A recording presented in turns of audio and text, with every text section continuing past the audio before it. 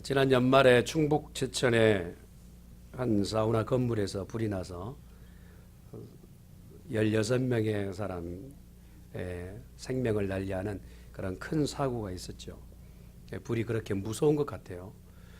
건물 안에 생명을 구원받기 위해서 그렇게 아우성쳤던 사람들의 모습이 뉴스에 불안구를 통해서 전달될 때 참 안타깝다라는 그런 장면을 보았습니다.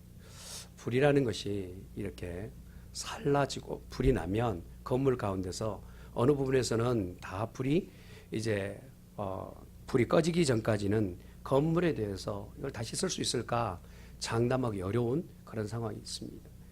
네, 간혹 조금 일찍 불이 꺼지면 그 불을 다시 한번 건물을 다시 사용할 수 있는 그런 계기가 되기도 하지만 너무 많이 화염에 휩싸여 가지고 더 이상은 철근이나 그 골격들을 다시 사용할 수 없는 그런 지경에 있는 상황들도 만나게 됩니다.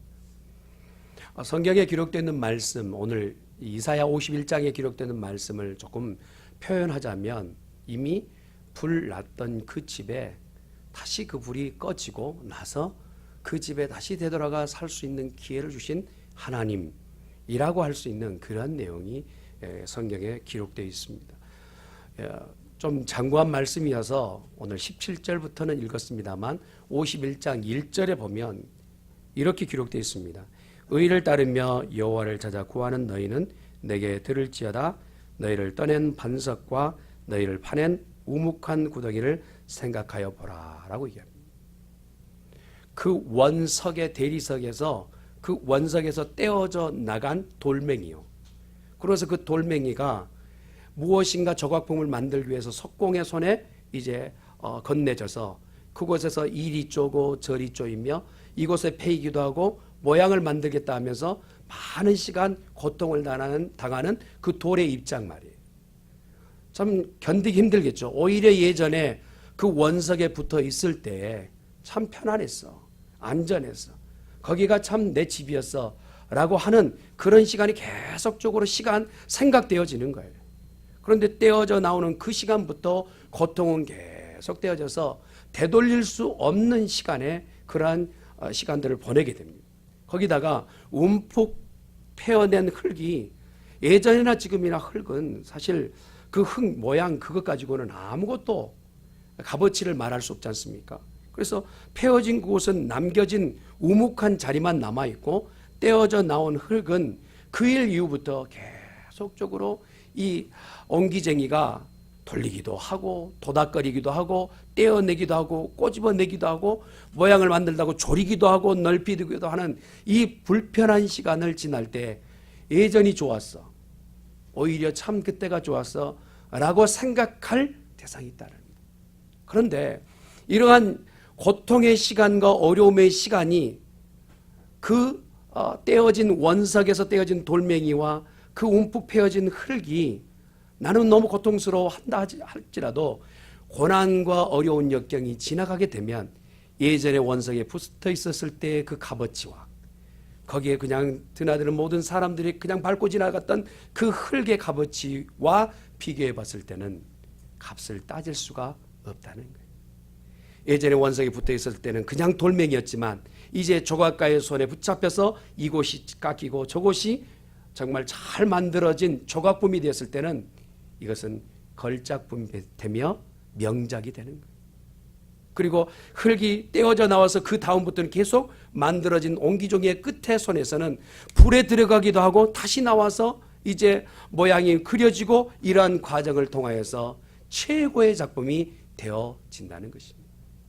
그러면서 이스라엘 백성에게 이렇게 얘기하는 거예요.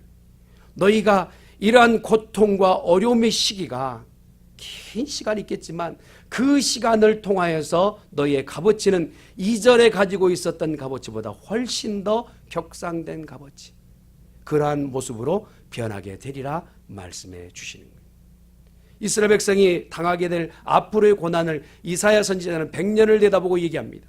이사야 선지자가 좀 어려운 부분은 앞으로 되어질 100년의 일이 지금 현재로 이루어진 것 같이 내다보고 얘기하고 그리고 그 100년 후의 이야기가 또 앞으로를 내다보는 이야기이기 때문에 좀 혼란스럽기도 하고 어려운 것이 사실입니다. 그런데 이스라엘 백성이 이렇게 삶을 살아가는 나날 동안 분명히 문제를 만나게 될 것이고, 문제를 만나는 그 과정 가운데 하나님께서는 계획과 뜻을 두시고 고난과 역경을 지난 다음에 하나님이 만드신 최고의 걸작품이 나오게 된다라고 말씀하세요. 그러면서 계속적으로 하나님은 자기 자신을 소개할 때 하늘의 기초를 쌓으시고 땅의 모든 것을 지으신 하나님, 이렇게 말씀을 하세요. 이 땅의 모든 존재하는 것은 아까 처음 소론에 말씀드렸던 것처럼 불에 살라져서 다 사라지게 돼요. 언젠가는 불길이 있게 되면 그 불에 의해서 다 녹고 타고 사그라지게 돼요. 그러나 불로 사를 수 없는 것은 땅이며 위에는 하늘은 사르거나 부술 수 없는 것이 사실이라는 거예요. 그리고 하늘을 지으시고 땅을 조성하신 그 하나님께서 그의 백성된 모든 이스라엘 백성 가운데 말씀을 주십니다. 너희가 어떤 고난의 때가 지나면 내가 너와 함께하며 너에게 존귀한 모습으로 복을 허락해 주리라 말씀하십니다. 저와 여러분의 삶 가운데서 혹시라도 무너져 내린 것이 있고 정말 포기하고 싶은 그런 지경이 있고 내가 이렇게 어려운 시간을 계속적으로 지나가는데 하나님은 내 삶 가운데 응답하지 않는다라고 생각되는 시간을 지나가고 있다면 오늘 들려주신 하나님의 말씀처럼 하늘을 지으시고 땅을 만드신 그 하나님께서 내 인생의 최고의 날은 곧 올 것이다라고 말씀하시는 복이 저와 여러분 가운데 있기를 예수님으로 축원합니다. 한번 따라합시다. 내 인생의 최고의 날은 오고 있습니다. 어떤 분은 그래요. 인생 다 살았는데 무슨 소리예요? 아니요. 저와 여러분의 인생의 최고의 날이 지금 오고 있습니다.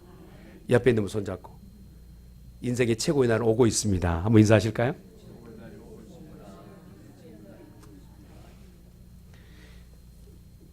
그러면서 오늘 하나님은 위로자가 되시되 어떤 위로가 우리 가운데 있는가? 세상을 향한 우리가 세상에서 받는 위로를 보면 나와 가까이 있는 사람들을 나를 위로할 때 동료이며 또한 가족들이 위로를 해요. 아이고 이런 어려운 시간을 당했네, 만났네 하는 그 위로가 있어요. 그 위로를 받을 때 마음에 내 마음을 알아주는 사람이 있구나라고 하는 그런 평안함과 위로가 어느 때는 힘이 되기도 해요. 세상 가운데 있는 위로가 힘이 되기도 해요. 돌고래도 그런다지 않습니까? 돌고래 동료가 이제 병들어서 제대로 수영하지 못하고 물에 빠져들면 옆에 있는 친구 동료 이 돌고래가 부리를 이렇게 주둥이로 들어 올려서 물 위에 뜨게끔 한답니다. 그러면서 계속적으로 위로하고 힘이 되게끔 한대요. 그러다가 이제는 더 살 기력이 없고 생명이 다 끝이 났으면 이제 거기서 포기하게 되는 거예요. 주위에 있는 사람들의 말을 통하여서 우리가 위로를 받는 것 어느 정도 힘이 돼요. 근데 근본적으로 이스라엘 백성에게 주위에 있는 사람들의 말로는 내게 위로가 되겠지만 그 종된 신분을 바꿀 수는 없는 거예요. 근본은 바꿀 수 없는 거예요. 그러면 이 근본을 바꿀 수 있는 분, 그분은 누구이신가? 오늘 성경은 여호와 하나님이 참 위로자가 되신다라는 거예요. 할렐루야. 종된 그 신분에서 종이 되지 않게끔 자유자로 만드실 수 있는 유일한 분은 여호와 하나님이신 줄 믿습니다. 그런데 그 위로하는 방식이 좀 달라요. 하나님은 우리 가운데 가까이 오셔서 아이고 어떻게 하느냐 다정다감하게 이렇게 말씀하시는 것이 아니라 하나님의 위로는 치료하는 위로예요. 치료하는 위로. 하나님이 말씀하시는 것은 우리 가운데 그냥 덮어두면 고름이 살되는 그런 위로가 아니라 무엇인가 잘못되었다면 잘못된 것을 꾹 짜서 그 안에 고름은 빠져나오고 짤 것이 있다면 째내는 치료의 위로라는 것이에요. 그래서 어느 편에서는 하나님이 우리를 위로하실 때는 하나님 내 기분과 비율을 맞추지 않으시는 참 분위기 파악 못하시는 분이 하나님이세요. 나는 지금 기분이 이런데 하나님은 이렇게 말하실 때 아니 좀 내 마음의 어느 부분에 이해하시고 인정하시고 알아주시고 말씀하시는 하면 좋은데 내 감정과 내 기분에 전혀 개의치 않고 하나님은 말씀하시는 이스라엘 백성이 그런 상황에 있어요. 세상 물정 전혀 모르고 세상을 살았어요. 하우스 안에 화초처럼 이스라엘 백성이 산 거예요. 하나님 의지하고 의리할 때마다 늘 복을 주셔서 이 복은 내게 아주 당연한 것처럼 인생을 살았던 것이 이스라엘 백성입니다. 그래서 하나님 늘 우리와 함께 하시고 하나님은 내가 부르기만 하면 대답하시는 그런 하나님인 줄 이스라엘 백성이 알았어요. 그래서 한 잔 두 잔 죄악의 잔을 마시기 시작하는 겁니다. 우상이라는 그 잔에 술잔을 기울이면서 호탕하게 웃는 이스라엘 백성. 이것이 의뢰권 내 삶 가운데서 하나님 언제든지 부르면 내 가운데 오셔서 도우시는 하나님으로 잘못 사. 세상 물정 모르며 그냥 그렇잖아요. 부모님이 엄마 나 돈, 그러면 돈을 그냥 주는 엄마를 보면서 엄마는 늘 나에게 돈 주는 맨큰 줄 아는 자녀. 그렇게 이스라엘 백성이 달라고 요청만 하면 그냥 주시는 그 하나님 앞에 세상 물정과 이렇게 가면 안 돼? 이렇게 하면 안 된다니까 경고하였던 그 말씀 가운데 이스라엘 백성이 듣지 않냐고 결국은 밟지 말아야 할 선까지 밟게 되는. 그때 하나님께서는 이스라엘 백성이 포로로 끌려가 70년 동안 바벨론에서 고통을 당하는 이러한 참으로 전무후무할 만한 인생의 고난의 시간을 보내게 하시다. 그것은 바로 하나님의 다른 편에 위로했다는 것입니다. 네 그 질병 가운데 질병을 치료받을 수 있는 유일한 방법은 고난이라는 과정을 거쳐야 되는 거예요. 바벨론 땅에 들어가서 70년 동안 아무리 생각해봐도 하나님이 내게 부어주셨던 이 모든 것은 내가 무엇을 하여서 주신 것이 아니라 하나님의 은혜라는 것을 깨닫게 된 거예요. 하나님의 은혜. 내가 지형적으로 무슨 내가 하나님 앞에 내놓을 것이 정말 내놓을 것이 있어서 하나님께서 나를 복을 주시는 것이 아니라 내게 주신 모든 것은 하나님이 대가를 보지 않으시고 주셨던 은혜였던 것을 깨닫게 된 거예요. 그때 이 모든 과정 가운데서 이스라엘 백성이 하나님 앞에 겸손하기 시작합니다. 그리고 많은 사람들 앞에서 자기 자신이 죄인인 것을 깨닫게 됩니다. 이것이 바로 하나님의 위로였던 것입니다. 하나님이 다시 하나님의 백성으로 되돌릴 방법은 오직 유일한 것, 내가 죄인인 것을 깨닫는 방법밖에 없었다라는 거예요. 은혜를 다시 경험하기를 원하는 성도라면 하나님 앞에 회개하는 복된 성도가 되어야 될 줄 믿습니다. 유대 백성들은 자기 자신의 처지와 형편을 이제 와서야 보게 된 거예요. 세상 물정 이제 본 거예요. 그냥 은연중 그냥 그대로 가는 줄 알았어요. 잘 된 줄 알았어요. 그러나 하는 일마다 잘 안 되는 거예요. 무엇을 해도 잘 안 되니까 드디어 그때야 하나님이 나와 함께 하셨다는 것을 깨닫게, 하나님은 나의 삶 가운데 개입하셨구나 하는 것을 깨닫게 되는 것입니다. 그러면서 하나님의 말씀에 기울이게 됩니다. 51장 13절의 말씀은 이렇게 말씀하십니다. 하늘을 펴고 땅의 기초를 정하고 너를 지은 자 여호와를 어찌하여 잊어버렸느냐. 하나님은 너와 함께 하기를 원하는데, 너의 삶 가운데 개입하기를 원하는데 어찌하여 하나님을 잊어버렸느냐 말씀하고 계십니다. 유대 백성을 바라보는 그 눈들은 아주 크게 두 가지로 갈라져 있었어요. 바벨론의 백성들은 군대를 이끌어서 이스라엘 백성은 조금이라도 더 어렵게 하기 위해서 이렇게 하면 고통당하겠다, 이렇게 하면 더 어렵겠다라고 하는, 잡아먹을까? 어떻게 하면 못살게 굴까? 어떻게 하면 고통스럽게 할까? 이것이 바로 바벨론이 유대 백성들을 향한 눈이었어요. 그러니 늘상 나의 삶 가운데 평안하고 안전했던 이스라엘 백성이요, 곁에서 고통을 주니까 고통을 주는 그것이 크게 보이는 거예요. 고통을 주는 그것이 커 보여요. 여러분, 가까이에서 누군가 찌르잖아요. 그러면 그 찌르는 사람이 다음에 찌르지 않게끔 경계하고 가까이 보게 되는 거예요. 그래서 그를 두려워하기 시작하는 겁니다. 두려워하면서 그를 마음에 큰 비중을 두고, 그때 하나님께서 내 눈에는 보이지 않지만 하늘을 지으시고 땅을 지으시는 여호와를 기억하라 말씀하시는 거예요. 고난이 있을 때 고난만 바라볼 것이 아니라 고난 뒤에 서 계시는 고난보다 크신 하나님을 바라보라는 거예요. 할렐루야. 그 하나님을 의뢰하게 되면 하나님께서 그 고난의 모든 것을 없이 하시며 내 삶 가운데 다시 평안함을 허락하여 주실 줄 믿습니다. 우리가 보기를 손가락 끝을 보는 미련한 자가 손가락이 향하는 그 방향을 보아야 되는데, 하나님이 가르치시는 것은 하나님 자기 자신이 어떠한 뜻을 가지고 계신지를 보여주길 원하시는데 손끝만 바라보면서 바벨론을 두려워하는 그러한 과정 가운데 하나님 깨닫기를 원하시는 거예요. 바벨론만을 바라보지 말고 하나님을 의뢰하라, 의지하라 말씀하시는 거예요. 그러면서 너는 어찌하여 풀과 같은 인생을 두려워하며 또한 목숨이 언젠가는 끊어질 인생을 두려워하느냐 말씀하시는 거예요.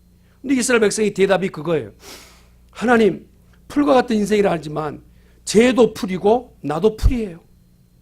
바벨론은 좀 억센 풀이고 우리는 연약한 그냥 클로바 같은 풀입니다. 그러니 그 풀이나 이 풀이나 똑같은 풀 아닙니까? 주님, 목숨이 제가 몇 개가 있는 것이 아니라 목숨이 두렵고 사실은 죽는 것이 두려운데 죽음을 두려워하는 그 대상들 앞에서 죽음 앞에서 내가 두려워할 수밖에 없는데 사람이 나를 목숨을 해하려고 다가올 때 두렵습니다 라고 이스라엘 백성이 고하는 거예요. 하나님 이스라엘 백성들에게 말씀을 주실 때 이렇게 말씀하십니다. 너의 삶 가운데서 하늘과 땅을 지으신 그 하나님은 너를 온전케 하시며 완벽케 하실 하나님이라는 것을 말씀해 주고 계시는 것입니다. 사랑하는 성도 여러분, 우리 삶 가운데서 두려움으로 달려오는 모든 것 가운데 오직 그 모든 것을 믿음의 눈으로 하나님을 바라볼 수 있기를 예수님으로 축원합니다. 하나님의 사람들이 세상 가운데서 주저하고 또한 절망하고 좌절하는 이유를 볼 때 그것은 내 주위에 가까이 보는 환경 때문에 그래요. 내게 소리를 질러 내게 생명을 내놓으라고 말하는 그 생명의 두려운 요구 때문에 우리가 두려워할 때가 많아요. 그러나 하나님은 오늘 이 삶 가운데서 이런 고난 가운데서 고난이 밀려올 때 오히려 나 자신이 아무것도 아닌 것을 깨닫고 하나님 앞에 겸손하기를 원하시는 거예요. 고난을 통하여서 우리가 깨달을 것이 있어요. 그것은 바로 하나님 앞에 겸손하라요. 하나님 앞에 순종하라요. 하나님 말씀 앞에 다시 한번 귀 기울이라는 것입니다. 이 말씀을 통하여서 이스라엘 백성이 정신을 차리게 됩니다. 이 정신을 차리는 기간이 70년이나 긴 시간 동안 지나서야 그때야 비로소 정신 차리는 거예요. 포로의 결박이 되어서 끌려갈 때 그 삶 가운데서 언제 어떻게 될지 기약을 알지 못하는 이스라엘 백성, 끌려갈 때는 참 고통스러웠겠죠. 그러고 나서 70년 사는 동안에 그의 삶 가운데서 하나님 앞에 하나님 우리를 구원해 주시옵소서, 하나님만이 구원 주십니다라고 고백하는 그러한 겸손한 고백을 하게 됩니다.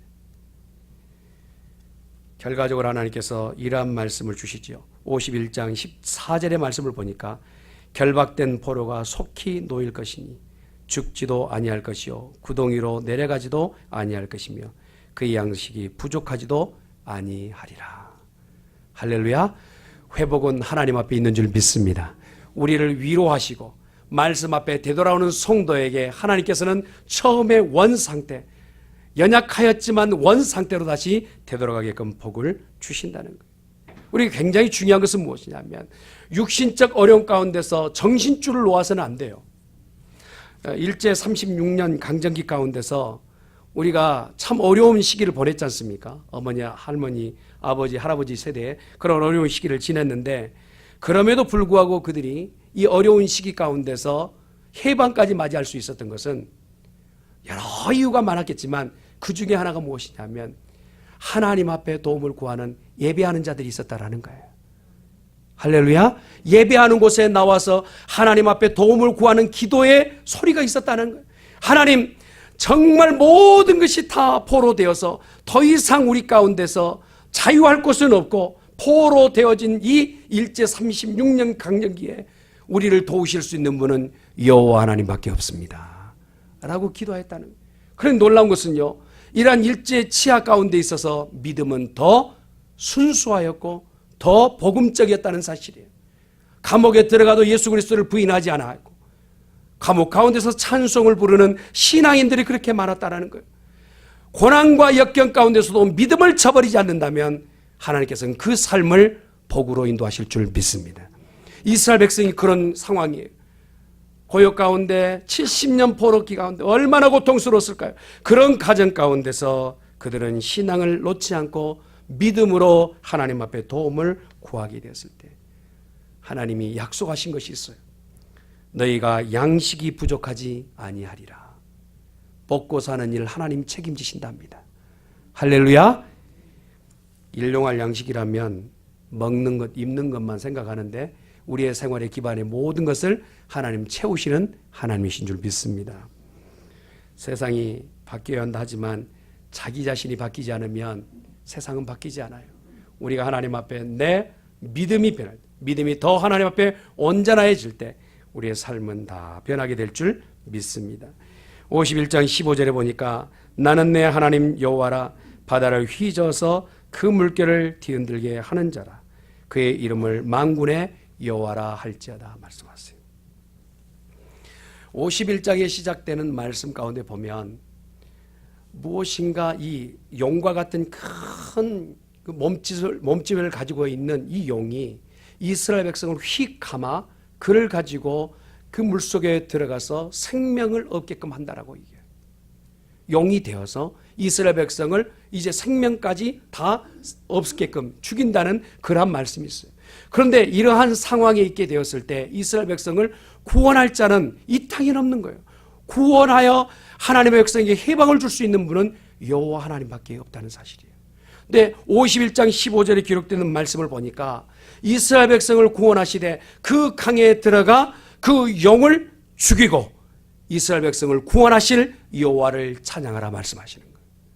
이러한 일이 실제적으로 일어났어요. 여러분 히스기야 왕에 있을 때 이스라엘 백성들이 이제 느부갓네살 왕에게 의해서 이제 포로되어 3년간 포위되었을 때요. 그 군대가 다 이스라엘 예루살렘 성벽을 포위하고 어디에 움직일 수 없는 상황이 되고 그 안에서 굶어 죽는 사람들이 이제 비일비재하는 시대가 되었어요. 피할 수도 없어요. 그럴 때 전적으로 하나님만을 의뢰하며 의지하자고 기도하기 시작했어요. 신앙을 결정하고 모든 사람이 함께 마음을 모아 기도할 때 그 18만 5천이나 되는 많은 적군들이 단 하루 만에 모두가 죽음을 맞이하게 되었다는 사실. 용과 같이 우리 가운데 달려들어 우리를 죽이려고 하는 적군이 있다 할지라도 하나님 앞에 전적으로 신앙을 의지하며 신앙을 결정하는 자에게 하나님께서는 그 모든 무리에게 도움을 주신다는 것입니다. 홍해가 갈라질 때도 요단강이 갈라질 때도 해결할 수 없는 인생의 모든 문제를 하나님 앞에 전적으로 기대고 믿기만 하면 주께서 은혜를 베풀어 주시는 줄 믿습니다. 바벨론도 마찬가지. 용이 되어서 이스라엘 백성들을 끌어안아 이제는 70년 동안 물고 뜯고 더 이상 살 재갈이 없는 그러한 환경을 만들었어요. 그때 하나님께서 이스라엘 백성에게 약속하신 말씀, 그 영을 내가 처단하겠다 말씀하세요. 바벨론이라는 이 영을 처단하겠다. 그리고 그들을 다시 한번 새롭게 새 힘을 가지고 시작할 수 있는 힘을 주시겠다 말씀하세요. 처음부터 말씀에 순종하고 잘 따라가면 얼마나 좋겠어요. 인생이 그렇습니까? 잘 나갈 때 하나님을 순정치 않고 하나님을 떠나버린 것이 인생의 많은 사람들의 간증 가운데 나타나는 일들 아닙니까? 요나가 그래요. 요나가 하나님의 말씀 앞에 순종하며 갔더라면 좋았을 텐데 배신하고 하나님의 뜻을 저버리고 자기 갈 길을 갑니다. 그러다가 만난 것이 무엇입니까? 바다 깊은 곳에서 큰 물고기를 만나졌습니다. 그 물고기 어쩌면 오늘날 우리가 말하는 이 이사야를 대입하면 큰 용과 같은 것이죠. 그 안에 들어가서 요나가 할 수 있었던 것은 아무것도 없어요. 3일 주야를 그가 삶 가운데서 마지막 고통스러운 그 순간 나 이러다 죽는 거야. 난 이렇게 인생을 살다가 마감 짓는 거야. 어쩌면요 그 쾌쾌한 어둡고 캄캄한 물고기 속 가운데서 생각할 여력은 없었을 거예요. 그곳에서 집을 생각하며 그곳에서 건물을 생각하며 그곳에서 명예를 생각하며 무엇을 생각했겠어요. 오직 할 수 있는 것은 그 물고기 뱃속 가운데서 회개만이 가능했다는 거예요. 그러지 않았겠습니까? 하나님이 원하시는 데가 갔더라면, 하나님이 원하시는 길을 내가 순종했더라면, 하나님이 원하시는 뜻대로 내가 들어드렸더라면 하는 것이 3일 동안 고작 할 수 있었던 요나의 생활의 삶의 전부였겠어요. 그가 3일 동안 그렇게 회개하고 결국 나와 삶의 큰 전반적 변화가 있었던 것은 3일의 고통 가운데서 하나님 앞에 회개할 때 그러한 삶의 변화가 있었던 것처럼 이스라엘 백성에게도 하나님은 오늘 요구하시는 거예요. 내 삶 가운데 큰 변화가 있기를 원한다면, 복 있는 인생이 되기를 원한다면 회개하며 하나님 앞에 나오라 말씀하시는 거예요. 개척하여 여기까지 온 우리 교회가 하나님의 말씀으로 정신을 다시 차리고 우리 삶 가운데서 흔들거리고 있는 모든 것들이 있다면 하나님의 말씀을 기초를 삼아서 위로는 하늘, 바닥으로는 땅이 되는 그 하나님의 어미하시고 놀라우신 말씀에 순종한 우리들이 되어야만 될 줄 믿습니다. 사람이 변하는 것 그렇게 쉽지 않습니다. 오늘 은혜 받았다고 해서 내일 순교자가 되는 것 아닙니다. 만약에요, 오늘 은혜 받은 대로 내일 순교한다면 순교자들이 놀라겠죠. 인생은 그렇게 쉽게 변하지는 않아요. 그러나 말씀을 들을 때 내 삶은 조금씩 하나님 앞으로 다가가게 되는 것입니다. 하나님의 말씀을 순종하며 나가는 삶, 이것이 오늘 하나님의 요구 가운데 있다는 거죠. 근데 중요한 것이요, 가장 중요한 말씀이 오늘 17절의 말씀입니다. 읽었던 17절의 말씀에 보니까 여호와의 손에서 그의 분노의 잔을 마신 예루살렘이여 깰지어다 일어설지어다 네가 이미 비틀거릴 걸음치게 하는 큰 잔을 마셔 다 비웠도다 말씀하세요. 하나님이 요구하세요. 이스라엘 백성이 이래 흥청 저래 망청하면서 들이켰던 많은 술들이 있었단 말입니다. 송고면 타라고 들이켰던 그 송공의 잔, 우상 숭배하며 마셔 드렸던 그 우상 숭배의 잔, 세상의 잔, 명예의 잔, 그 모든 술잔에 기울여서 이제는요, 이 술에 독이 끼어서 중독되어서 이 술 기운 때문에 제대로 신앙생활하지 못하는 그 가운데까지 있게 됐단 말이에요. 그러잖아요. 술이 한 잔, 두 잔 하다 보면 나중에는 술이 사람을 마시지 않습니까? 그런 얘기 들어보셨나요? 역시 우리 교회 성도님들에게 신앙의 절제가 있으셔서 처음에는 사람이 술을 마시지만 나중에는 술이 사람을 마신다는 그런 얘기가 있잖아요. 우리 교회 말고 저기 다른데. 그런데 세상 가운데 그 기울였던 숱한 그 술잔 때문에 너무 많이 마셔들여서 내 안에 독이 된 거예요. 중독이 된 거예요. 하나님의 사람으로 온전히 살만한 여력도 기운도 자세도 이제는 다 망가져버린 거예요. 건물로 따지면 이미 다 불에 그슬린 건물처럼 되어버린 거예요. 그래서 하나님께서는 오늘 우리 가운데서 이 병들고 중독된 술잔에 기울여져서 하나님을 보지 못하는 이 성도에게 하나님은 한 큰 술잔을 허락하신 거예요. 그 술잔이 뭐예요? 진노의 술잔이라는 거예요. 아니, 술로 망한 자를 하나님은 또 술을 먹이십니까? 이렇게 할 수 있잖아요. 이것은 바로 자살하려고 독약물을 마셨던 자를 살릴 수 있는 유일한 것은 무엇입니까? 그 위를 다 깨끗이 씻어내는 거죠. 그렇지 않습니까? 그런 것처럼 하나님께서 그 진노의 잔을 이스라엘 백성이 허락하신 것은 이 해독하게끔 하시기 위해서 내 안에 독이 다 이제 퍼져버려서 더 이상 하나님의 사람을 온전치 못한 사람에게 하나님께서는 새롭게 시작할 수 있게끔 진노의 잔을 허락해 주셨다는. 사람이요, 더 살 기력이 없어서 자살을 계획하고 이렇게 음동물을 마시게 되면 그것을 빨리 알게 된 사람이 그걸 병원에 그 사람을 안내해 가지고 그 안에 병원에서 다 치료받게 되면 그 동안에 회복되는 기간이 필요해요. 그리고 여러분 아십니까? 자살하려고 뭐 음식물을 음독한 사람은 의료보험이 안 된다는 사실을. 혹시라도 주위에서 그런 사람이 있어도 안 되겠지만 혹시라도 자살하려고 하는 사람이 있으면 옆에 가서 이렇게 말씀하세요. 이거 의료보험 안 된다네. 잘 생각하소 라고 얘기하세요. 유다 백성이 그런 상태가 되었어요.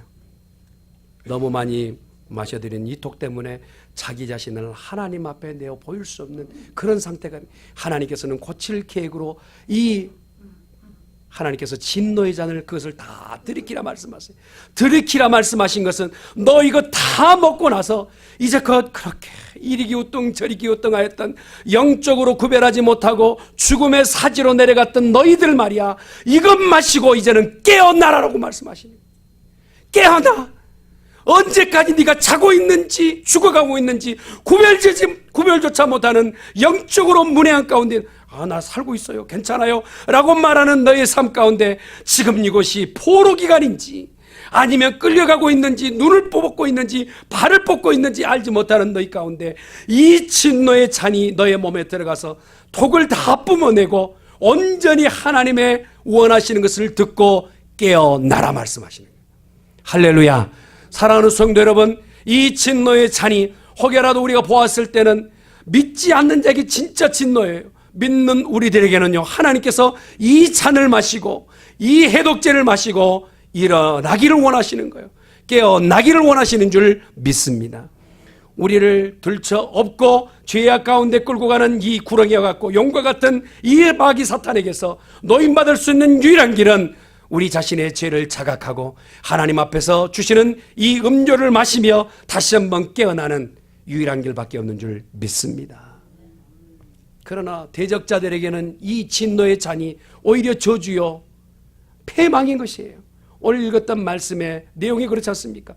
하나님의 백성이 진노의 잔을 마시고 일어나고 깨어날 수 있지만, 그러나 믿지 않는 자 바벨론의 그 군사들에게는 하나님께서 멸망과 패망을 선포하시는 거예요.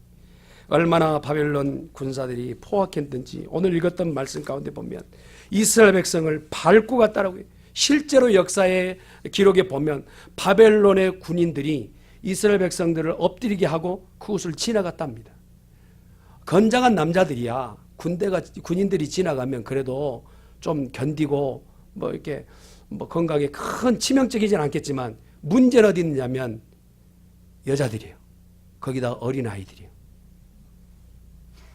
그래서 바벨론 이 군인들이 지나갈 때 여자들은 허리를 많이 다쳐서 끌려가는 포로 기간 동안에 장애를 입어가지고 평생 70년 생활할 때 온전하게 생활하지 못한 여인들이 많아요.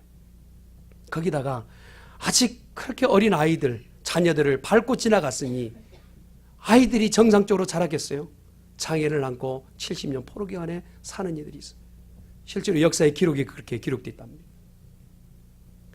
악한 것들은 오늘 저와 여러분 가운데 와서 이리 밟고 저리 밟고 신앙생활에 온전하게 신앙생활하지 못하게끔 우리의 방해 여건을 끼치지만, 하나님은 오늘 저와 여러분에게 그러한 패망자요 우리에게 대적자인 이 악한 자들을 하나님께서 명령하시고 우리는 구원하시되 대적자는 멸망케 하시는 그 하나님을 바라보는 복 있는 성도가 되어져야 될 줄 믿습니다.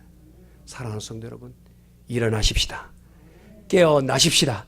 우리 중앙교회가 다시 한번 믿음으로 하나님이 원하시는 그 자리에 서서 하나님의 영광을 드러내는 복된 성도가 되어지실 수 있기를 예수님의 이름으로 축원합니다. 말씀을 마무리 짓겠습니다. 사랑하는 성도 여러분, 오늘 읽었던 말씀 가운데 20절의 말씀이 이거예요. 내 아들들이 곤비하여 그들이 그물에 걸릴 영양같이 온 거리의 모퉁이에 누웠으니 그들에게 여호와의 분노와 내 하나님의 견책이 가득하였도다 말씀하세요. 어떤 분은요, 신앙생활하면서 꼭 자기 자신이 너무 탐력 있고 너무나 믿음 생활 잘해서 유혹 가운데서 내가 넘어가지 않으리라고 장담하는 교만 가운데 있는 사람들이 있어요. 그러나 오늘 성경을 보세요. 이렇게 말씀하세요. 그물에 갇힌 영양처럼 너희가 아무리 힘 있고 파워가 있다 할지라도 그물에 한번 걸리면 무슨 힘을 쓸 수 있겠냐. 악한 자리라면 여러분, 우리가 본능적으로, 영적인 본능적으로 그 자리가 아니라 싶으면 그 자리에서 일어나야 돼요. 할렐루야. 그 자리가 정말 좀 낌새가 이상하다면, 악인의 자리요 죄악의 자리라면 그 자리에서 일어나는 자가 되어져야 될 줄 믿습니다. 그런 이는 유혹 가운데서 넘어지지 않고 그물 가운데 갇히지 않는 뛰노라 하나님 앞에 영광을 돌리는 영양같이 살 수 있다는 것입니다. 하나님께서 백성들의 그 억울함을 풀어주시고 말씀의 가치를 깨달아 부흥의 역사를 허락하여 주시는 이 놀라운 역사, 오늘 중앙교회에게 허락하시겠다는 약속입니다.